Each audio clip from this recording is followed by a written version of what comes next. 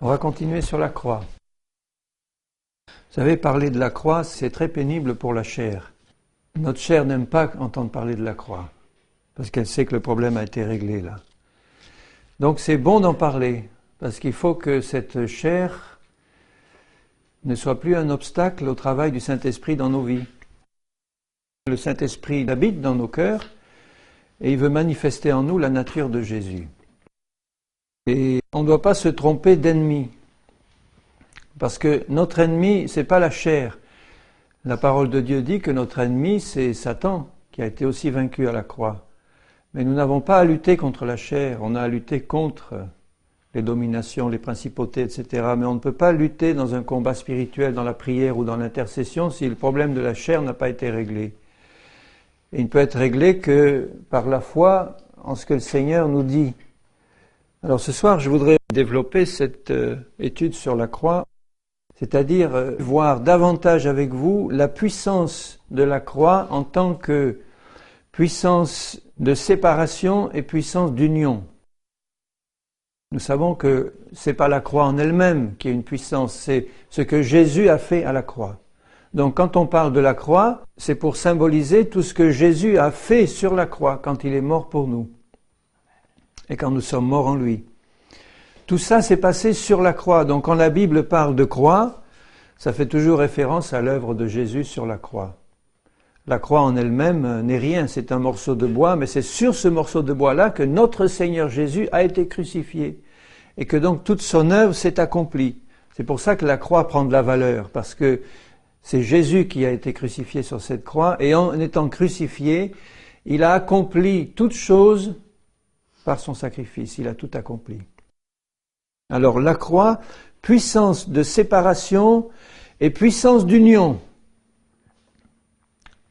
C'est pas très compliqué, il n'y a pas beaucoup de versets, mais ils sont extrêmement puissants ces versets. Et quand on les reçoit par le Saint-Esprit dans notre intelligence spirituelle, il y a vraiment une révolution dans notre vie qui se fait. Vraiment, quand le Saint-Esprit nous révèle dans notre cœur, dans notre esprit, ce que Jésus a fait sur la croix, il y a tout l'évangile concentré dans l'œuvre de Jésus sur la croix. Et quand tu reçois par la foi que la croix est une puissance de séparation et une puissance d'union, sur un certain nombre de points qu'on va voir ensemble ou revoir, eh bien le Seigneur t'apporte la délivrance. Alléluia. Je suis fermement persuadé que la vraie délivrance ne consiste pas à chasser les démons. La vraie délivrance consiste à comprendre et à nous approprier l'œuvre de Jésus sur la croix.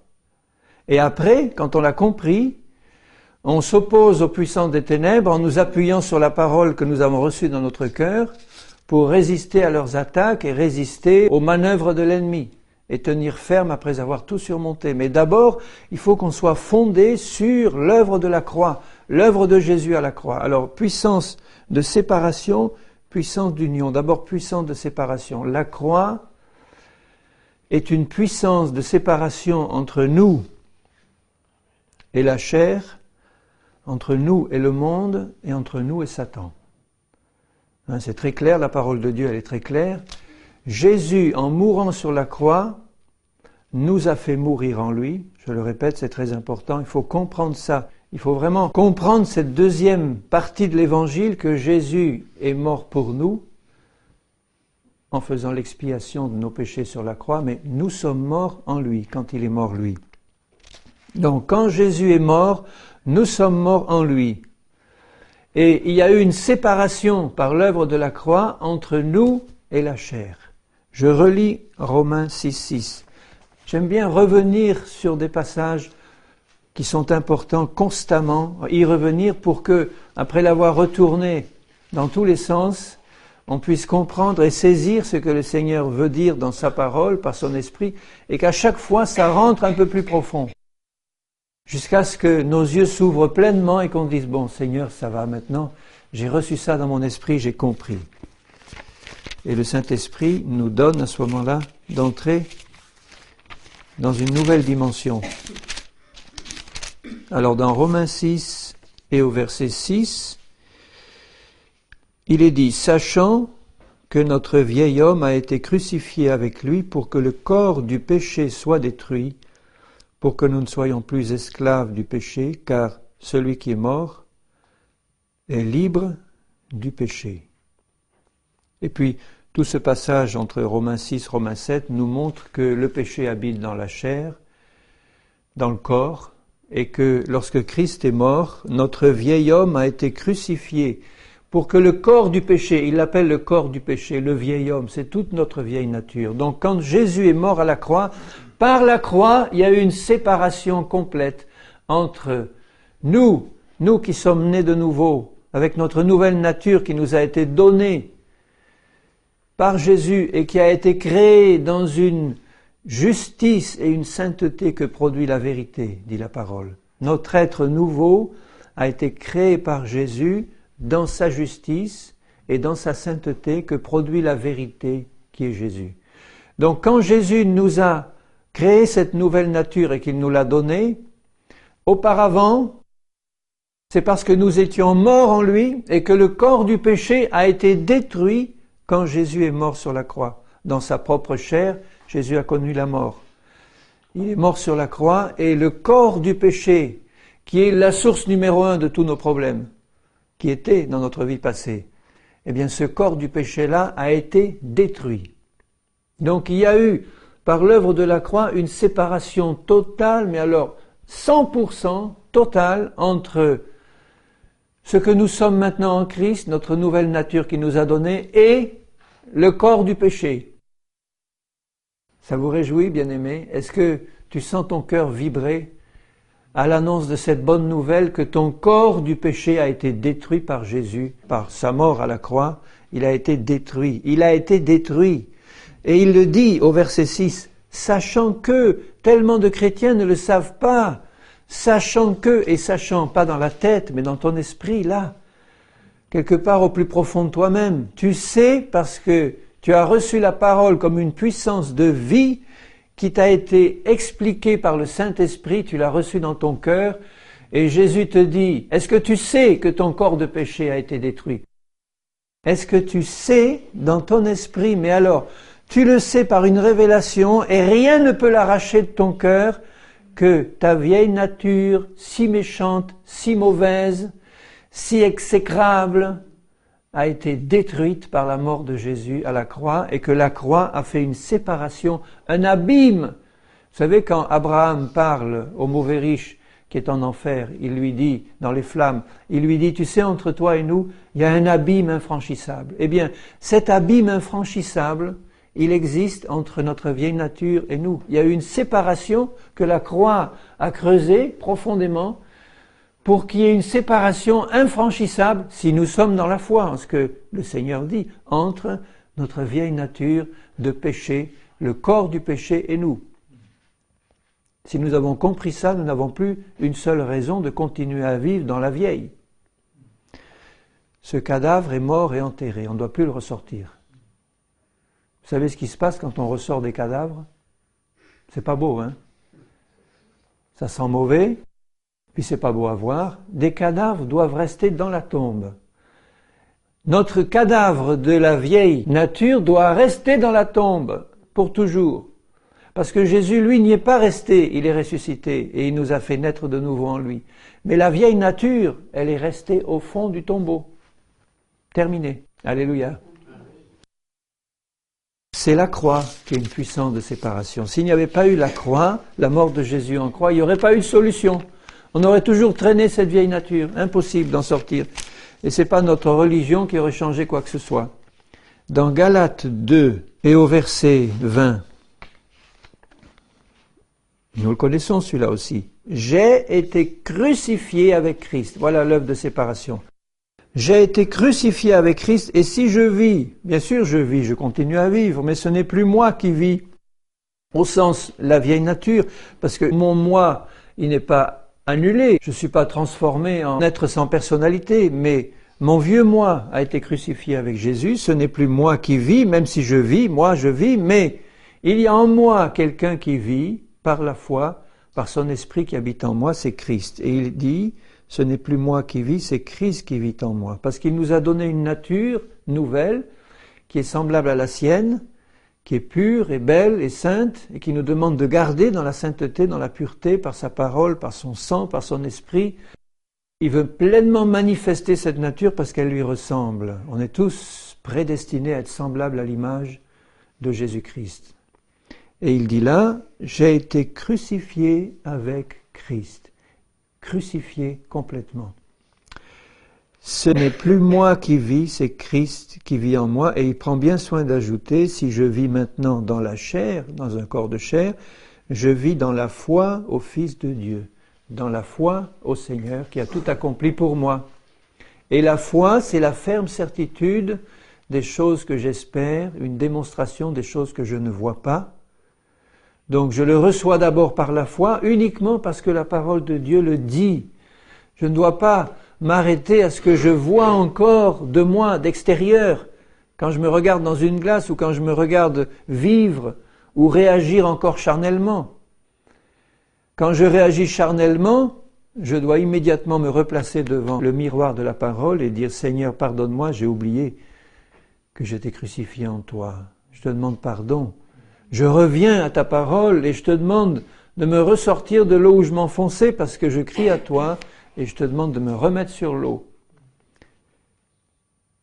Par la foi au Fils de Dieu qui m'a aimé et qui s'est livré lui-même pour moi. Donc je ne rebâtis pas les choses que j'ai détruites en me remettant sous le joug de la chair. Je reste dans la foi, ce que la parole de Dieu dit. Je médite ces versets. Ces quelques versets que je vous donne là, nous devons les méditer dans un esprit de prière. Constamment les méditer, y revenir. Et à chaque fois qu'on les médite, le Saint-Esprit approfondit par la foi l'œuvre de Jésus dans nos cœurs. Il nous révèle la profondeur de la croix encore plus. Et un peu plus loin, toujours Galates 5, 24, ceux qui sont à Jésus-Christ ont crucifié la chair avec ses passions et ses désirs. Si nous vivons par l'Esprit, marchons aussi selon l'Esprit. Donc ceux qui sont à Jésus, puisqu'ils sont nés de nouveau, ils savent que leur vieille nature a été crucifiée, ils l'ont accepté, ils l'ont compris, ils l'ont reçu. Je n'ai pas besoin de le comprendre dans tous ces développements intellectuels, parce que Dieu le dit, je le reçois. Je n'ai pas besoin de réfléchir là-dessus pour essayer de le comprendre avec ma logique humaine. Dieu le dit, ça suffit. Je l'écoute et je le reçois dans mon cœur. Et je dis, Seigneur, par ton Saint-Esprit, toi, tu vas me donner une révélation qui dépasse toute intelligence, toute connaissance. Tu vas me révéler ce que ça veut dire parce que j'ouvre mon cœur et je médite ta parole et je le reçois. Je l'accepte, je le prends. Je l'accepte pour moi, je le prends pour moi. Et le Saint-Esprit fait son œuvre. Ceux qui sont à Jésus ont crucifié la chair avec ses passions et ses désirs. On la connaît, la chair, hein? On a vécu longtemps avec. Même après notre conversion. Eh bien, il faut que ces versets soient constamment illuminés dans notre cœur, dans notre intelligence spirituelle, qu'on ne les oublie jamais, qu'on sache toujours qu'en Christ nous avons été crucifiés, qu'il y a une séparation complète entre la chair et nous. Maintenant, une séparation entre nous et le monde. Le monde qui nous entoure avait été créé beau par le Seigneur, très beau même, parfait. Le péché, la mort n'existaient pas dans ce monde au début. Les animaux étaient tous gentils, mignons, vous pourriez mettre votre tête dans la gueule du lion et vous n'aurez pas croqué. Tout était sain, pur et parfait. Il n'y avait pas d'animaux nuisibles, méchants. Le péché n'habitait pas sur la terre. Quand l'homme a péché, c'est la création tout entière qui a été maudite et qui a été placée sous l'esclavage de la mort. Et elle attend, avec un ardent désir, la manifestation des fils de Dieu et le rétablissement de toutes choses par le Seigneur.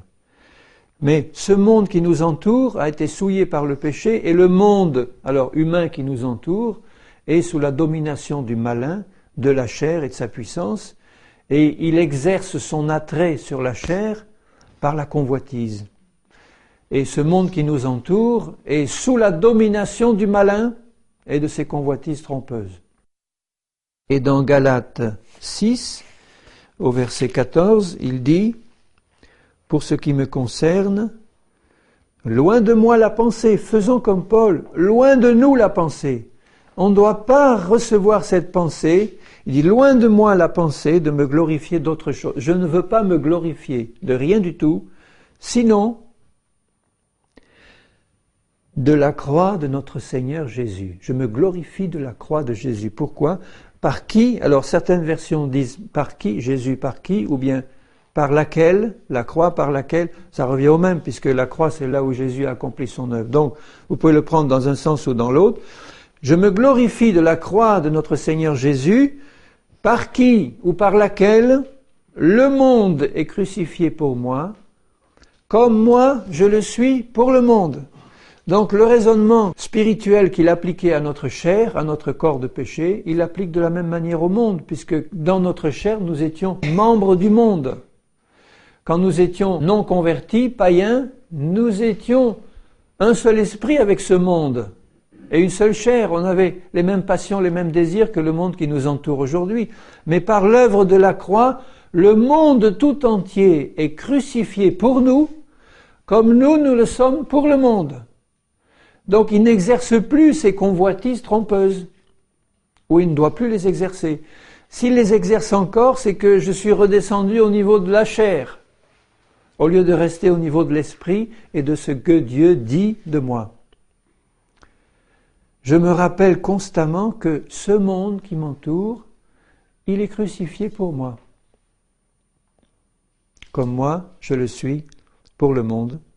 Donc je me glorifie de la croix de notre Seigneur Jésus. Et il dit bien, car en Jésus, ce n'est rien que d'être circoncis ou incirconcis, que tu sois membre de telle église ou de telle dénomination ou pas, c'est pas ça qui intéresse le Seigneur. Ce qui intéresse, c'est d'être une nouvelle création, parce que si tu es une nouvelle création, tu es passé par la croix. Il y en a qui ne le savent pas. Ils savent pas ce qu'ils sont déjà en Christ, mais c'est comme ça. Dieu l'a fait en Christ. Quand Christ est mort à la croix, Dieu le Père nous a placés en lui. C'est vraiment formidable de penser que le Père nous a d'avance, tous ceux qui allaient croire en Jésus, placés en lui pour que nous puissions mourir en lui. Et qu'en mourant en lui, la croix trace une ligne complète de séparation entre le monde et nous. Paul il dit bien, nous n'avons pas l'esprit du monde. Il dit, moi j'ai l'esprit de Christ. J'ai l'esprit de Christ. Et nous pouvons nous glorifier de la croix de notre Seigneur Jésus. J'entends pas souvent des chrétiens se glorifier comme ça. Dit, moi je me glorifie mon frère. Ah bon, de quoi tu te glorifies? De la croix de notre Seigneur Jésus. Je m'en glorifie parce que c'est par cette croix-là que ce monde mauvais qui m'entoure, eh bien il a été crucifié pour moi. Ça veut dire qu'il est mort. Lui aussi il a été transformé en cadavre, ce monde qui m'entoure. Je vais m'attacher à un cadavre qui est en pleine pourriture, en pleine décomposition.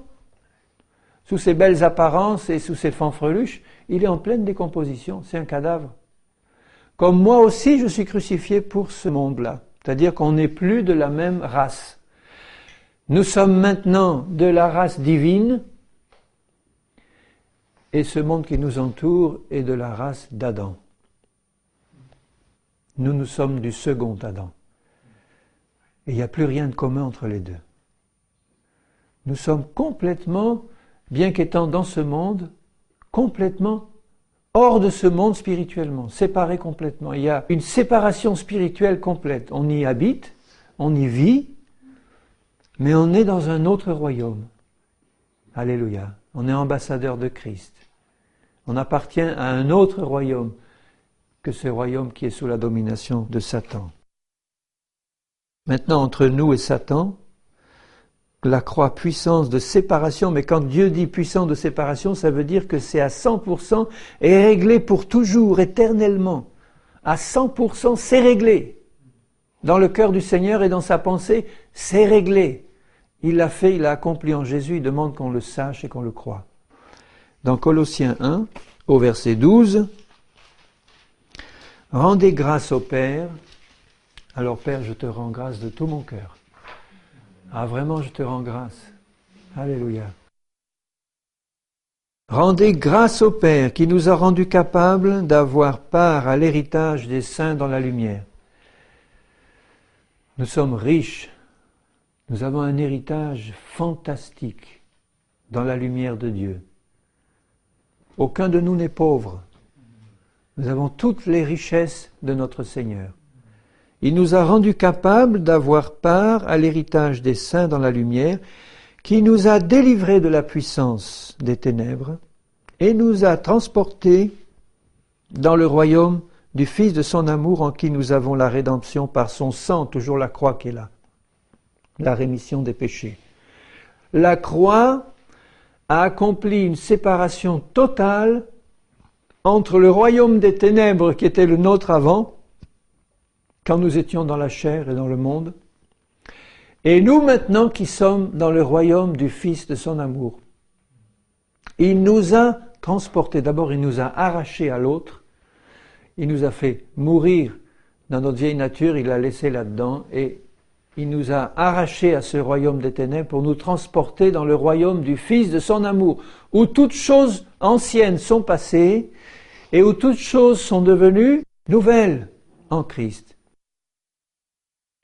Et le maître qui dominait sur nous quand nous étions dans ce monde de ténèbres, Satan et ses démons, eh bien, il nous en a délivrés complètement de leur puissance. Absolument à 100%. Notre maître est Jésus-Christ, ce n'est plus Satan. Donc, Satan ne doit plus dominer sur la moindre parcelle de notre esprit, de notre âme ou de notre corps, en particulier par la maladie ou les liens quelconques.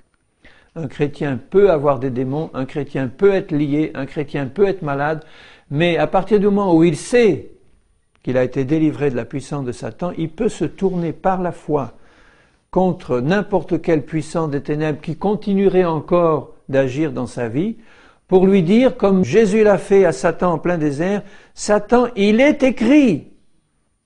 C'est là le combat spirituel, parce que j'ai reçu par la foi la parole de Dieu, qu'elle vit dans mon cœur. Rien n'est automatiquement réalisé le jour où je me convertis, que ce soit la guérison ou la délivrance de tous les liens. Il y en a un bon paquet qui saute, mais tout n'est pas forcément automatiquement terminé, je veux dire manifesté le jour où je me convertis. Ce qui est fait le jour où je me convertis, c'est l'œuvre de Jésus que je reçois par la foi. Et si je vois encore des restes d'œuvres de Satan qui traînent dans ma vie, dans mon corps, dans mes pensées, s'il y a encore des liens qui me tiennent quelque part, le Saint-Esprit qui habite en moi ne peut pas les supporter, parce qu'il sait qu'en Christ à la croix, il y a eu une séparation totale entre Satan et ses démons et moi. J'appartiens au Seigneur et à son royaume. Mais comme l'autre, Satan, ça veut dire celui qui résiste. Comme l'autre va essayer de résister, il va essayer de me tromper, de me faire croire des mensonges, de me faire croire que c'est pas encore tout à fait vrai ce que je lis là pour moi. Il va me faire croire comme pour rêve toutes sortes de mensonges. Est-il bien vrai que, puis non, c'est pas vrai que. J'ai besoin de prendre cette position de foi pour détruire au nom de Jésus et par l'autorité du Seigneur complètement tout ce qu'il peut encore avoir comme œuvre mauvaise dans ma vie qui vient de l'ennemi. Et je dois le faire au nom du Seigneur Jésus. Je dois le faire parce que je m'appuie sur cette parole du Seigneur. Quand Jésus est mort à la croix, il nous a arrachés au royaume de Satan. Il a payé le prix, c'est-à-dire son sang. Il l'a payé entièrement. Il nous a transportés dans son royaume et maintenant Satan n'a plus aucune autorité sur nous. Il faut le lui rappeler. Il attaque trop souvent nos foyers, nos corps, nos âmes, nos esprits. Il essaie de nous faire croire des mensonges. Il faut nous planter dans cette parole et ayant reçu cette parole dans la foi, dans notre cœur, revêtus de toutes les armes spirituelles qu'il nous donne, dans la foi, dans la confiance, prendre cette épée de l'esprit qui est la parole et nous tourner contre l'ennemi de nos âmes, on le verra un peu plus tard, et puis lui dire, Satan, il est écrit, maintenant tu dégages. Au nom puissant du Seigneur Jésus, tu dégages. Et un peu plus loin, dans Colossiens 2, au verset 13 à 15, « Vous qui étiez morts par vos offenses et par l'incirconcision de votre chair, il vous a rendus à la vie avec lui. En nous faisant grâce pour toutes nos offenses, il a effacé l'acte dont les ordonnances nous condamnaient. » Et il y en avait un paquet de choses qui nous condamnaient. On ne peut même pas les compter, Dieu seul les connaît. Mais sur cet acte où étaient écrites toutes les choses qui nous condamnaient, le sang de Jésus l'a complètement effacé de haut en bas. Il ne reste plus rien, tu entends, plus rien. Donc puisqu'il ne reste plus rien, Satan n'a pas le droit de venir et nous dire, tu vois, il y a encore ça qui traîne dans ta vie. Parce que rappelle-toi, Non, on n'a pas le droit d'accepter ces pensées-là, non. Si nous sommes dans la foi par rapport au Seigneur, s'il n'y a rien qui vient du Saint-Esprit et qui nous reproche quelque chose devant Dieu, si nous n'avons pas de péché non confessés dans notre vie, si nous les avons humblement confessés et nous avons reçu le pardon du Seigneur, à ce moment-là, nous pouvons nous tourner contre l'ennemi en lui disant « Mais tu vois, Satan, Dieu nous a fait grâce pour toutes nos offenses. Il a effacé l'acte qui nous condamnait. Et en plus, il l'a détruit, il ne s'est pas contenté de l'effacer, il l'a détruit en le clouant à la croix. Et toujours sur la croix, il a dépouillé les dominations et les autorités. Il y a une séparation totale entre nous et Satan. Il a dépouillé Satan et ses autorités de toute autorité sur nos vies. Satan a encore beaucoup de puissance et d'autorité. Il l'exerce sur tous ceux qu'il contrôle, mais il ne doit plus l'exercer sur les enfants de Dieu. C'est terminé. Il faut plus se laisser faire. Jésus nous a donné toute autorité. Et il a dit, je vous donne toute autorité sur toute la puissance du malin. Vous marcherez sur les serpents et les scorpions, sur toute la puissance du malin, et rien ne pourra vous nuire. Ça ne veut pas dire que nous n'allons pas avoir des épreuves, des difficultés, des coups, des tribulations, des combats. On en aura constamment. Et plus le Seigneur se rapproche, et plus ça va être dur dans les combats. Mais nous pouvons avoir le cœur en paix, et nous devons avoir le cœur en paix, rester dans la foi, et combattre le bon combat de la foi en nous appuyant sur la parole du Seigneur. Il a dépouillé les dominations et les autorités. Il les a dépouillées. Il les a livrées publiquement en spectacle, en triomphant d'elles, par la croix toujours. Ah, la croix est une puissance, la prédication de la croix est une puissance pour le salut de ceux qui croient. La puissance de Dieu, c'est là que tout a été réglé. Il a détruit toute la puissance de Satan, il l'a dépouillé, il l'a mis à nu. Il l'a livré en spectacle, il lui a fait honte. Et comme Satan est un orgueilleux, ça, il ne peut pas supporter la prédication de la croix parce qu'il sait que tout a été réglé là. L'orgueil de Satan ne peut pas supporter qu'on lui rappelle que là, il a été publiquement livré en spectacle devant tous. Il a été publiquement vaincu. Parce qu'au moment où Jésus est mort à la croix et où Satan croyait l'avoir, c'est là qu'il a été vaincu. Et toutes les autorités célestes, les bonnes et les mauvaises, Dieu le Père, le Saint-Esprit et tous les anges, et puis tous ces démons, ces autorités, et Satan lui-même, qui regardaient ce qui se passait à la croix, les uns ont poussé un cri de victoire. Alléluia, tout est accompli quand Jésus l'a fait. Ça a été un cri de victoire dans le ciel. Et puis un cri de défaite épouvantable dans les rangs de l'ennemi. C'était terminé pour lui. Donc toute l'œuvre de Satan maintenant consiste à séduire les hommes pour leur faire croire des mensonges, y compris les chrétiens. Leur faire croire qu'ils sont encore sous sa domination, sous son autorité, sous des choses qui peuvent traîner du passé ou de leurs parents ou de leurs ancêtres, alors que par la croix nous en avons été délivrés pour toujours. Pour toujours. Quand tu es placé dans cette position de foi, tu peux résister à Satan avec efficacité. Parce que tu sais dans ton cœur que c'est vrai. Tu ne vas pas combattre comme un moulin qui brasse l'air. Tu vas combattre avec efficacité avec l'épée de l'esprit. Et tu vas enfoncer cette épée au cœur de l'ennemi. Et lui dire, Satan, tu as été complètement dépouillé. Je t'interdis de toucher à mon foyer. Je t'interdis de toucher à mon corps, à ma santé ou à la santé de mes bien-aimés ou de celui qui est là devant moi, qui se réclame du sang et du nom de Jésus. Il est écrit, Satan, et je persévère dans la foi et dans le combat jusqu'à ce qu'il lâche prise, parce qu'il doit lâcher prise. Il lâchera prise si tu restes dans la persévérance, dans la foi, si tu ne te laisses pas avoir par les circonstances ou ce que tu vois ou ce que tu entends, si tu continues encore à rester dans la foi et à combattre, il est bien dit, résistez au malin, il s'enfuira loin de vous. Amen. Il a compris celui-là, il dira, je ne peux plus rien faire contre lui ou contre elle. Il les a livrés publiquement en spectacle, en triomphant. C'est un triomphe absolu, par chaos complet, pour toujours, pour l'éternité. Alléluia, Jésus, merci Seigneur. Donc, vous voyez que la croix a tout résolu, puissant de séparation entre nous et la chair, puissant de séparation entre nous et le monde, puissant de séparation entre nous et celui qui contrôle le monde, Satan et ses démons.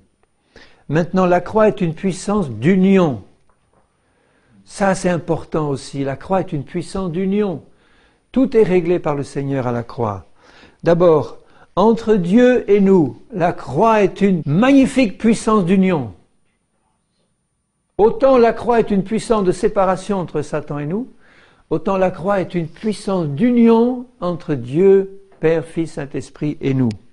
Dans Romains 5, et au verset 8 et suivant, Dieu prouve son amour envers nous, en ce que lorsque nous étions encore des pécheurs, Christ est mort pour nous.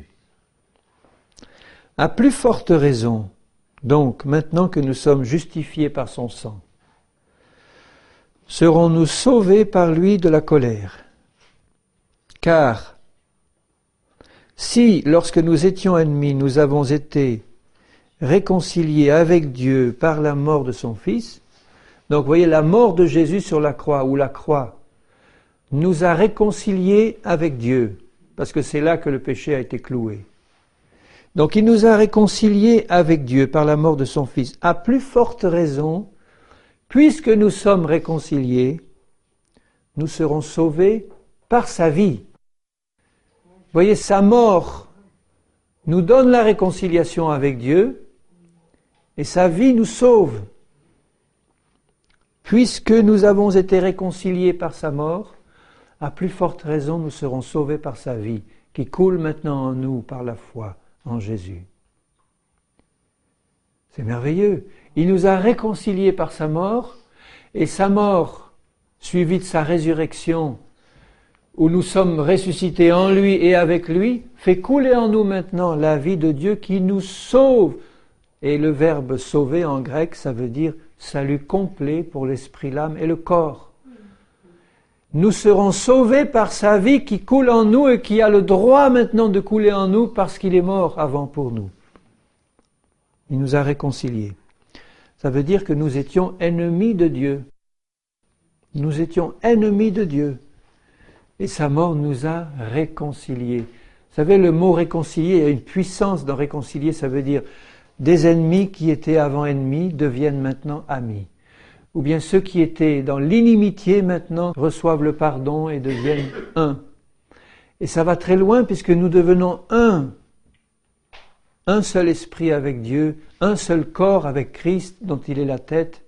Et nous sommes tous membres les uns des autres. Donc il nous a réconciliés avec Dieu. Dieu n'est plus notre ennemi.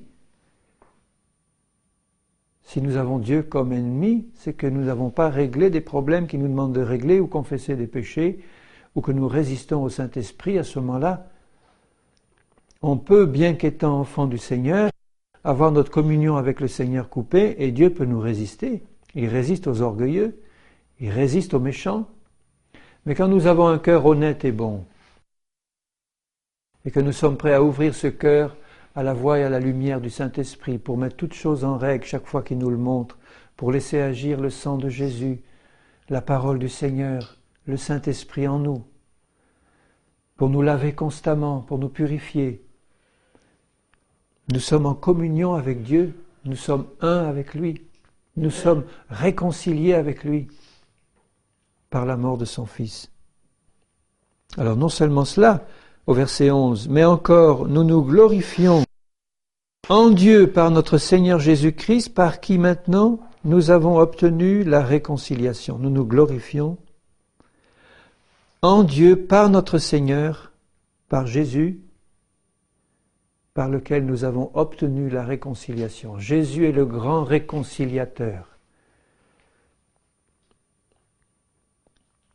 Et dans 2 Corinthiens 5, il va encore plus loin, dans 2 Corinthiens au chapitre 5, je lis à partir du verset 17. Si quelqu'un est en Christ, il est une nouvelle création. Les choses anciennes sont passées, voici toutes choses sont devenues nouvelles, et tout cela vient de Dieu, qui nous a réconciliés avec lui par Christ.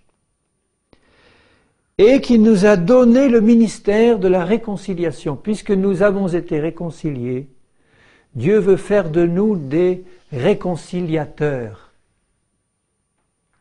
Ça c'est important parce que quand vous voyez les problèmes, les inimitiés, les divisions, déjà dans le corps de Christ, et puis ensuite à tous les niveaux. Dieu nous a donné un ministère, ça veut dire un service de réconciliation. Et il fait de nous des réconciliateurs. Alors est-ce que tu es en tant que chrétien un réconciliateur ou un diviseur ou un créateur d'inimitié? Tu peux être un créateur d'inimitié si tu réagis dans la chair. Toute réaction de la chair provoque l'inimitié. Vous avez remarqué ça? Inimitié, ça veut dire une attitude d'ennemi. Toute réaction charnelle fait de nous un ennemi des autres. Et à ce moment-là, on se bat, on se dispute parce que c'est la chair qui a repris le dessus. Mais quand nous sommes réconciliés avec Dieu, que nous restons sur ce plan spirituel de foi en Christ et en son œuvre de réconciliation, il fait de nous des réconciliateurs. Bienheureux ceux qui procurent ou recherchent la paix, ils seront appelés fils de Dieu. Si nous sommes fils et filles de Dieu, nous sommes des fils et filles du roi de paix. Et nous procurons la paix partout où nous passons. On ne sera pas forcément bien reçu. Il y en a qui ne l'acceptent pas. Mais pour se bagarrer, je le dis souvent, il faut être toujours deux. Si quelqu'un est ennemi de toi, tu vas en souffrir. Mais si tu restes dans l'esprit, dans cette attitude de réconciliation, dans ce ministère que Dieu t'a donné, tu ne vas pas alimenter la querelle par ton attitude charnelle. Tu vas rester en Christ, un faiseur de paix, et tu sauras par la sagesse de Dieu comment faire. C'est là le ministère auquel Dieu nous appelle, nous réconcilier, ou faire de nous des réconciliateurs. Et comme nous avons en nous la puissance du Saint-Esprit qui nous a réconciliés avec Dieu par le sacrifice de la croix, Dieu s'y connaît en matière de réconciliation. Il s'y connaît. Il habite en nous, il nous donne sa sagesse. Il veut nous la donner. Prions pour l'avoir. Seigneur, donne-moi ta sagesse, que je sache quoi dire, quoi faire, pour que ce ministère de réconciliation puisse vraiment se manifester. Que je puisse être entre tes mains un instrument de paix. Parce que j'ai compris que tu m'as réconcilié avec toi. Si j'ai bien compris que j'ai été réconcilié avec Dieu, je vais chercher la réconciliation. J'ai été pardonné par Christ, mon premier réflexe va être de pardonner. Quoi qu'il puisse m'arriver, j'ai été pardonné en Christ, mon premier réflexe c'est de pardonner. Et je lis au verset 19. Car Dieu était en Christ, réconciliant le monde avec lui-même et n'imputant point aux hommes leurs offenses. Et il a mis en nous la parole de la réconciliation. Donc, la parole de la réconciliation, ça veut dire tout simplement qu'il ne faut pas imputer aux autres leurs offenses envers nous. C'est tout simplement ça que ça veut dire. Ça veut dire que dès que nous recevons une offense, petite ou grande, et nous en recevons constamment, nous recevons constamment des offenses parce que nous sommes appelés à ça, à souffrir comme Jésus. Donc des offenses, ça veut dire des attaques des personnes, des chrétiens ou du monde, des accusations injustes, des attaques directes contre nous, des calomnies, des injustices, des mensonges sur nous, des attaques directes contre nous par la bouche ou par des gestes ou n'importe quoi, des attaques directes qui vont nous faire mal. Une offense, c'est ça. Et le Seigneur, il dit qu'il n'a pas imputé aux hommes leurs offenses. En Christ, ils ont été réconciliés. Ceux qui croient en Christ, bien sûr. Ce n'est pas automatique sur la race humaine, mais ceux qui croient en Christ, Dieu d'avance, en Christ, a pris sur lui tous les péchés du monde, mais il n'y a que ceux qui croient qui peuvent en bénéficier. Donc là, il dit, n'imputant point aux hommes leurs offenses. Si tu as compris que tu as un ministère de réconciliation, tu ne dois jamais imputer à personne la moindre offense. C'est-à-dire qu'il faut immédiatement, par la puissance de la vie qui coule en nous, qui vient de Christ, qui s'est donné sur la croix pour nous, immédiatement la première réaction doit être de pardonner l'offense. Donc pour le faire, je dois être moi-même uni à Christ et dans sa paix. Si je marche dans la chair, ça va bouillir et ça va répliquer sur le même ton. Et là, le problème augmente. Il faut qu'il y en ait un qui s'arrête. Et le premier qui va s'arrêter, ça sera celui qui va se rappeler qu'il a un ministère de réconciliation, qu'il a été réconcilié avec Dieu, qu'il est appelé à être un enfant de paix, donc à pardonner toutes les offenses, qu'on te demande pardon ou pas. Il ne faut pas attendre qu'on te demande pardon pour pardonner. Déjà, dès qu'on t'a offensé, tu pardonnes. Si l'autre vient te demander pardon, tu confirmes ce pardon. S'il ne te demande jamais pardon, c'est lui qui va supporter des conséquences. Mais toi, tu as déjà pardonné. Dans ton cœur, tu es réconcilié, toi, déjà pour ta part. Et c'est cette attitude-là qui accumule sur l'autre les charbons ardents de Dieu et qui va permettre au Seigneur de travailler par son Saint-Esprit dans le cœur de la personne qui est témoin de ce beau ministère de réconciliation que Dieu t'a donné. Mais évidemment, ça ne dépend pas que de toi. Si ça dépendait que de toi, tu pourrais dire, tous vont être réconciliés avec moi, mais ça dépend aussi de l'autre. Mais à partir du moment où il n'y a rien dans ton cœur, que tu sais que tu as eu un ministère de réconciliation, que tu n'as imputé aucune offense, même les plus graves et les plus terribles, tu as pardonné comme Christ t'a pardonné. À ce moment-là, le Saint-Esprit est libre de travailler dans le bon sens et de convaincre de péché. Et c'est pour ça qu'il ajoute au verset 20, « Nous faisons donc les fonctions d'ambassadeurs pour Christ. » Comment est-ce que les autres qui s'opposent à nous et qui nous font des offenses vont comprendre le ministère de Christ s'ils ne me voient pas l'exercer moi ? Tandis que s'ils me voient exercer le ministère de réconciliation, être en paix, pardonner, ne pas imputer les offenses, ils vont se dire, là, il y a quelque chose de surnaturel, j'ai jamais vu ça dans le monde. Et le Saint-Esprit va parler à son cœur en lui disant, mais c'est Christ qui a fait ça. C'est Christ qui a changé son cœur parce que Christ l'a réconcilié avec lui et lui a fait comprendre ce que c'est que la réconciliation. Il a lui-même été réconcilié avec Dieu. Il est donc capable de comprendre ce que c'est. Il a reçu lui-même le pardon, il est capable de le donner. C'est merveilleux comme ministère, ambassadeur pour Christ. Ambassadeur d'un royaume où il n'y a que la paix et la réconciliation. Vous verrez quand nous serons au ciel, c'est vrai, je ne vous raconte pas des histoires, quand nous serons au ciel, il n'y aura pas une seule dispute là-haut. Pas une seule animosité, rien. On n'aura même pas besoin de se réconcilier puisqu'il n'y aura pas de dispute. Mais on aura tous été réconciliés les uns avec les autres par Christ déjà, et nous serons dans une paix merveilleuse, formidable. Dès que nous nous rencontrerons, ce sera des torrents d'amour, l'un pour l'autre, en Christ, merveilleux.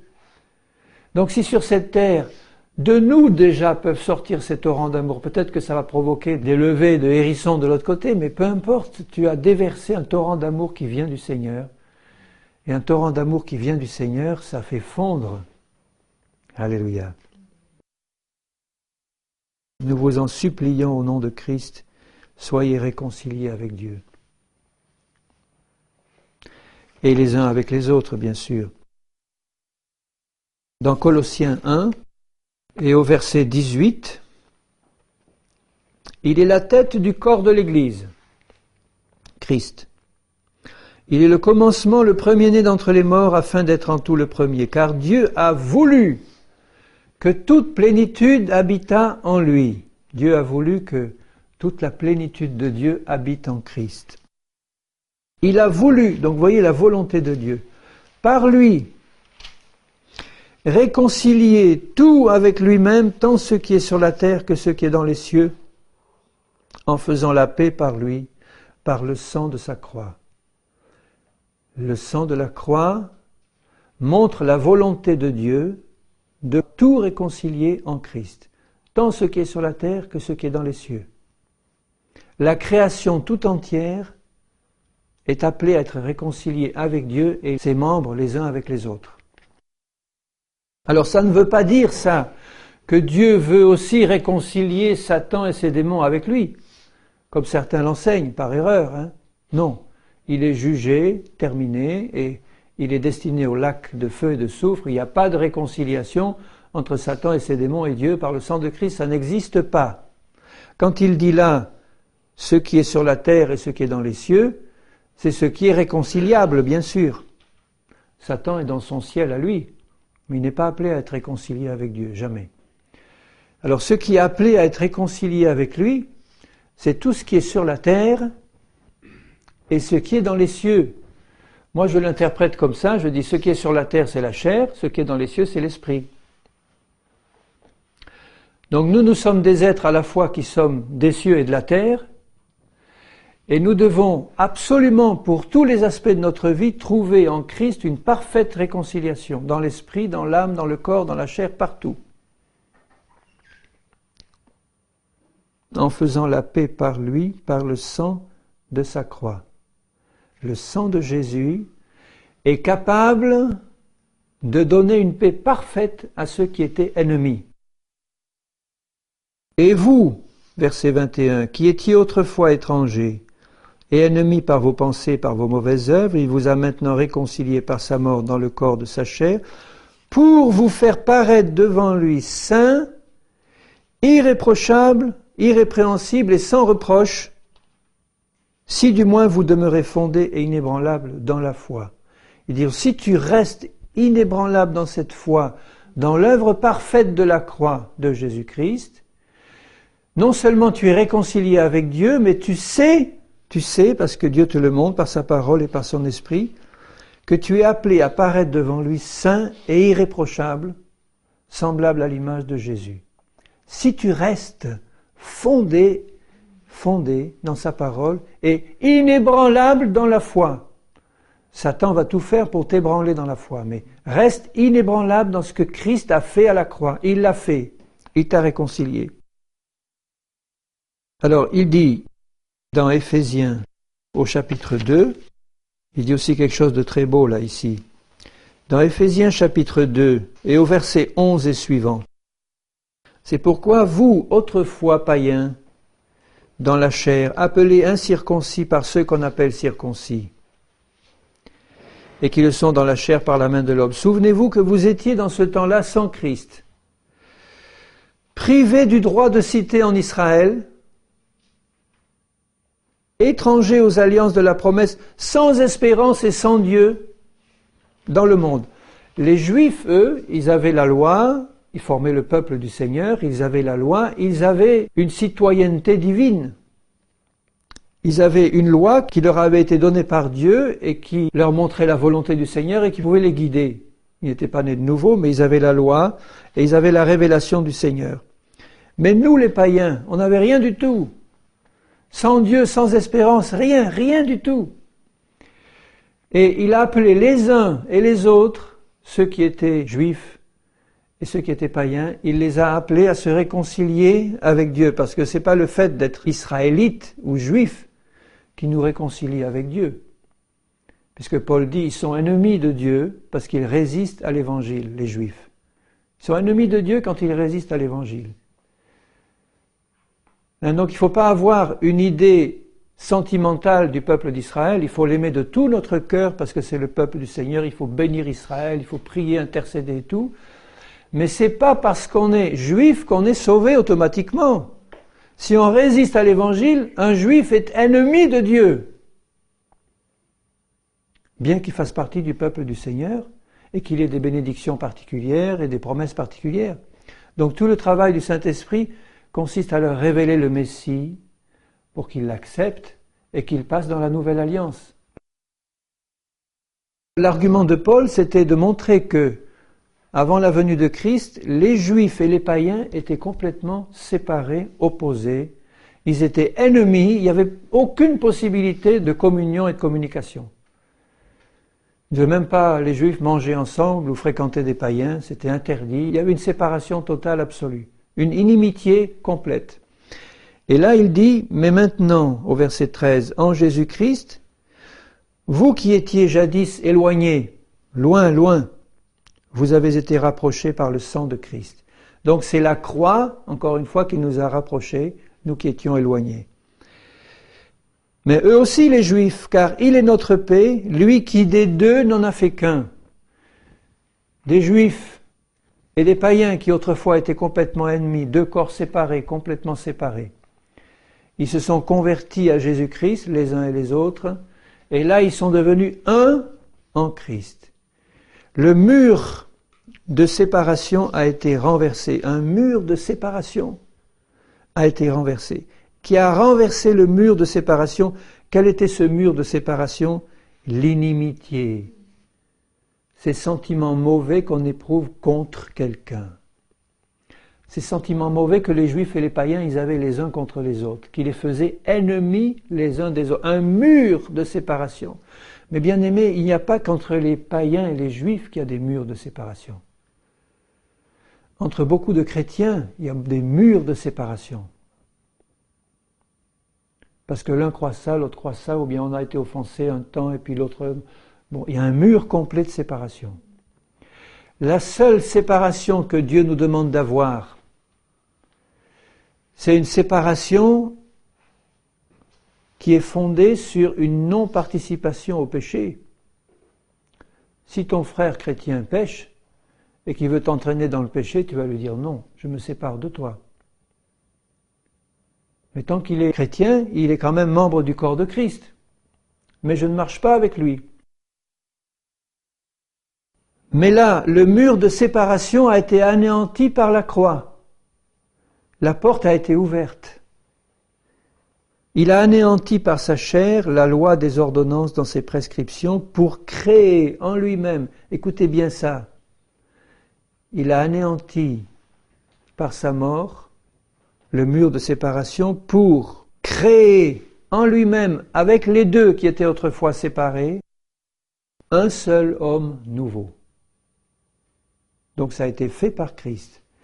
C'est valable pour le couple, c'est valable pour les frères et sœurs chrétiens dans le corps de Christ, pour le peuple du Seigneur, anciens païens ou anciens juifs. À partir du moment où on entre dans le corps de Christ, par la croix de Jésus, les murs de séparation ont été détruits. Il faut le comprendre et l'accepter, bien sûr, ça, par la foi, et rester dans cette foi. Les murs de séparation qui existaient entre toi et moi, mon frère, ma sœur, ont été détruits par la croix de Jésus. Est-ce que toi tu l'acceptes? Moi je l'accepte, d'accord. Mais est-ce que toi tu l'acceptes? Il faut être deux pour franchir ce mur. Il a été détruit maintenant. Mais si pour l'un il est détruit et que pour l'autre il reste, il va y avoir du mal à établir le contact. Pourtant, le mur a été détruit par Jésus. Donc vous voyez, tout le travail du Seigneur, c'est de nous révéler sa parole, nous révéler ce que Jésus a fait. Il y a des chrétiens qui restent plantés là-devant comme si le mur y était toujours, et pour eux il y est. Alors que par le sacrifice de Jésus, le mur a été détruit. Le mur de séparation entre les deux, mari et femme, le mur de séparation entre les deux, frères et sœurs, il a été détruit par Jésus pour qu'il n'y ait qu'un seul être nouveau. Nous sommes un en Christ. Le mari et la femme sont un en Christ aussi. Et nous sommes tous un avec le Seigneur, membres les uns des autres. Alors je relis ça, il dit, pour créer avec les deux un homme nouveau. Moi, ça m'attriste beaucoup de voir que ce que Jésus a fait, c'est déjà accompli là devant nous, et soit ignoré, soit laissé complètement de côté par beaucoup de chrétiens. Ils vivent encore dans leur vie passée, dans leurs inimitiés passées, ils n'ont pas compris ce que Jésus a fait, ou ils espèrent que ça va se faire un jour, au lieu de rester dans la foi que tout a été accompli, que Christ a déjà détruit le mur de séparation,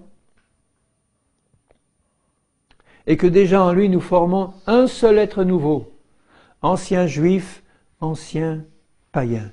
Il n'y a plus en Christ ni juif, ni grec, ni circoncis, ni incirconcis. Là aussi, il faut avoir une bonne perspective par rapport aux juifs qui se convertissent. Parce que nous disons que les juifs sont le peuple du Seigneur. À partir du moment où ils se convertissent, ils n'ont aucune place particulière dans l'Église. Alors que bien souvent, moi j'ai vu ça, je l'ai rencontré, qu'on a tendance quelquefois à mettre sur un piédestal des juifs convertis en disant « Ah, ceux-là, ils ont peut-être une double portion de l'onction parce que ce sont des juifs convertis, donc ils ont une double promesse, les anciennes et les nouvelles. » Et alors on les considère un peu comme des... J'ai rencontré ça, il ne faut pas que ça soit dans nos cœurs, ça, ni dans le cœur des juifs convertis, ni dans le cœur des païens convertis. En Christ, nous sommes égaux. Égaux. On est héritiers des mêmes promesses, on a des places différentes dans le corps de Christ, des appels, des ministères différents, mais cet appel et ces ministères ne sont pas donnés sur la base de ce que nous étions anciennement juifs ou païens. Tout ça, c'est anéanti dans le passé. Nous sommes devenus des êtres nouveaux, il n'y a plus ni juifs ni grecs en Christ, mais des nouvelles créations en lui. Et à partir de là, le Seigneur donne ses appels et ses vocations. Et il le dit bien ici, il a détruit par elle l'inimitié, il est venu annoncer la paix à vous qui étiez loin, les païens, et la paix à ceux qui étaient près, les juifs. Ils étaient tout près, mais ils n'étaient pas dedans. Nous étions loin, très loin. Mais maintenant, il nous a tous fait rentrer dedans. Et là, en lui, nous formons un seul. Alors, ce raisonnement qu'il applique aux juifs convertis et aux païens convertis, bien aimés, nous devons l'appliquer à tous les membres du corps de Christ. Parce que quand nous étions dans la chair, nous étions ennemis, juifs et païens. Quand nous étions dans la chair, nous étions ennemis entre nous, mari, femme ou homme et femme quelconque dans ce monde de ténèbres. Nous étions ennemis.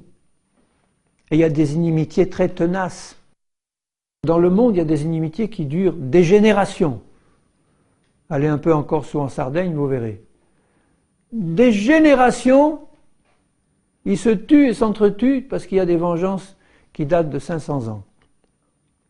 Mais dans le fond, on est tous pareils, parce que nous avons hérité de cette nature-là. Et dans la chair, nous avons tendance à entretenir cette attitude d'ennemi. Alors que quand nous sommes en Christ, nous savons que le mur de séparation a été détruit, qu'il est venu créer un seul. Nous sommes déjà en Christ un seul. Donc quand tu regardes ton épouse, si elle est née de nouveau et si toi tu es né de nouveau, vous formez déjà un seul en Christ. Le mur de séparation a déjà été. Et il te demande de le comprendre spirituellement et de l'accepter par la foi. Quand tu l'acceptes, quand tu dis « mais c'est fait Seigneur », tu ne m'appelles pas à détruire un mur de séparation, tu m'appelles à réaliser que toi, tu l'as détruit et à saisir ça par la foi et à entrer dans ton plan par la foi. De dire maintenant j'y suis, maintenant nous sommes plus qu'un seul en toi. On l'est déjà.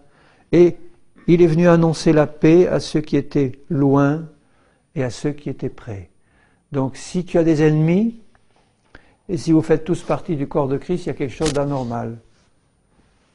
Nous avons été appelés à la paix et à rapprocher les uns les autres et à nous réconcilier, car nous avons les uns et les autres accès auprès du Père, d'un même Père, dans le même esprit. Concitoyens des saints, gens de la maison de Dieu, tous enfants du Père, fils et filles de l'amour du Seigneur et de sa paix. Alléluia. Alors quand nous avons compris ces choses, vraiment spirituellement, le Seigneur nous demande de les saisir. Toutes les promesses de Dieu nous sont données par la foi en Christ. Pour ça, il faut les comprendre spirituellement et les prendre pour nous, en disant « Seigneur, je prends, j'ai compris, tu m'as révélé par ton Saint-Esprit, j'ai médité ta parole, j'ai prié, j'ai dit « Seigneur, ouvre mon intelligence spirituelle ». Le Saint-Esprit a fait pénétrer cette parole en toi, tu l'as saisie maintenant par la foi et tu marches dans cette révélation. Tu dis « Seigneur, c'est fait ». Je veux entrer maintenant concrètement dans cette œuvre que tu as accomplie. Par la foi, Dieu va le faire, il va m'y mener. Et il faut faire attention de ne pas faire comme les Galates qui avaient commencé par l'esprit et fini dans la chair. Et Paul va jusqu'à leur dire, vous êtes séparés de Christ, déchus de la grâce. Donc il faut faire très attention, si nous essayons d'utiliser d'autres moyens que les moyens de la parole et de l'esprit, nous risquons de nous couper de Christ et d'être déchus de la grâce. Et on ne peut pas avoir de solution à nos problèmes. Si nous restons dans la parole et dans son enseignement, le Saint-Esprit en nous va nous conduire de victoire en victoire par la foi en Christ. Je citerai le dernier verset dans Luc 14, 27, dans la bouche même du Seigneur, Quiconque ne porte pas sa croix et ne me suit pas ne peut être mon disciple. Il parlait des affections particulières avec nos familles, etc., dans la mesure où elles pourraient nous empêcher d'obéir pleinement au Seigneur. Il dit, tu dois laisser ça de côté.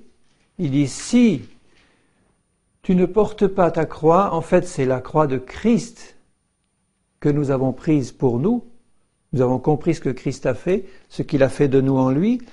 Et il nous dit, si tu veux être disciple du Seigneur, quelqu'un qui est à l'écoute du Seigneur pour écouter sa voix et recevoir, tu dois passer par la croix toi-même et la porter tous les jours. C'est-à-dire que tu dois vivre dans ce que Christ a fait pour toi par la foi. Porter sa croix, ça veut dire comprendre que j'ai été crucifié en Christ et que je dois marcher dans cette révélation pour que la vie de résurrection se manifeste au travers de moi. Sinon, je ne peux pas être disciple du Seigneur.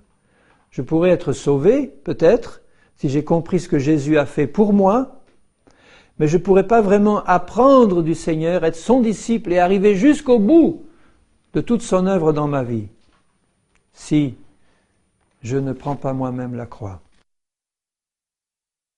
Alléluia. Moi, ce que je vous encourage à faire, bien-aimés, c'est de méditer constamment ces versets.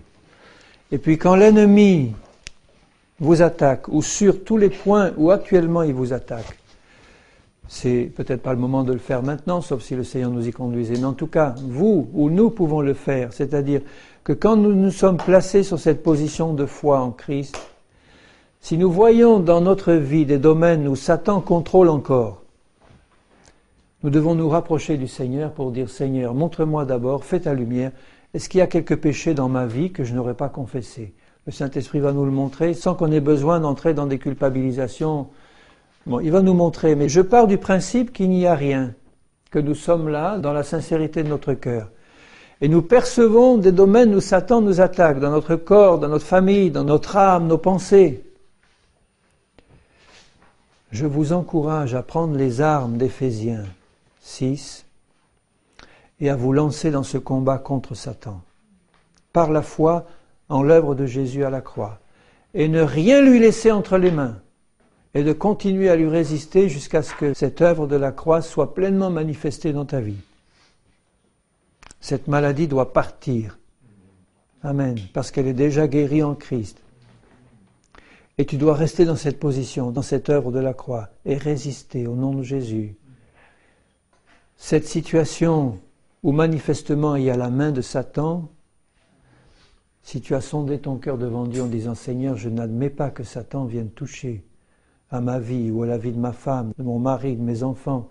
Je ne permets pas ça, Seigneur. Et je vais intercéder dans la prière, mais en m'appuyant sur tes armes à toi, prenant l'épée de l'Esprit et en résistant à l'ennemi, en lui rappelant la parole du Seigneur. Et si tu as reçu dans ton cœur ce que tu es en Christ, tu vas pouvoir résister dans la foi. Seigneur, je te prie que tu nous guides dans ta sagesse. Tu vois, comme nous sommes des petits-enfants, Seigneur, devant toi, nous avons besoin d'être enseignés, conduits par toi, de recevoir constamment, jour après jour, seconde après seconde, ta sagesse et ton aide et ton secours. Seigneur, nous ne sommes rien sans toi. Tu as tout accompli à cette croix, Seigneur, et je te prie vraiment que par ton esprit, tu continues ton travail de révélation dans nos cœurs et que la foi grandisse constamment, que constamment tu déverses ta foi dans nos cœurs, Seigneur, et que l'œuvre de Jésus puisse briller à nos yeux spirituels d'une manière merveilleuse, que nous puissions la comprendre, la recevoir dans un cœur ouvert et l'accepter, Seigneur, et pouvoir ensuite entrer dans tes plans parfaits. Seigneur, je te prie que tu nous bénisses tous et que tu nous aides dans tous ces combats que nous avons à mener, Seigneur. Seigneur, je te demande ton aide. Toi qui as tout accompli, tu sais ce qu'il faut faire, Seigneur. Et je te prie de nous conduire par la main, de nous faire entrer dans cet héritage que tu nous as destiné. Mes yeux sont sur toi, Seigneur, je te fais confiance. Je m'incline devant toi et je te loue de tout mon cœur pour la perfection de l'œuvre de Jésus. Seigneur, sois loué ce soir, je te bénis vraiment de tout mon cœur. Manifeste-toi, Seigneur, et glorifie Jésus en accomplissant toute son œuvre dans nos vies. Amen.